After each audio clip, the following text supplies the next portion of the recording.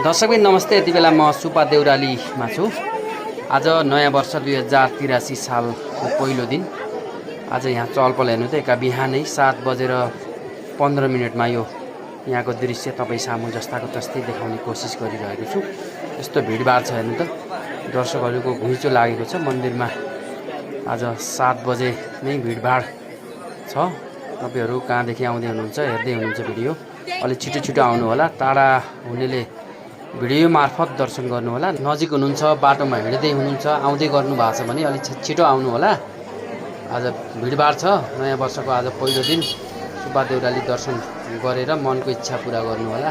देश तथा विदेशमा बस्ने सम्पूर्णलाई यही भिडियो मार्फत शुभकामना दिन चाहन्छु। नयाँ वर्ष 2083 लाई स्वागत गर्दै सुपा देउरालीको दर्शन गरेर आजको दिन शुभ रहोस् भन्दै सुपा देउराली माताले सबैको कल्याण गरून्। जय सुपा देउराली माता।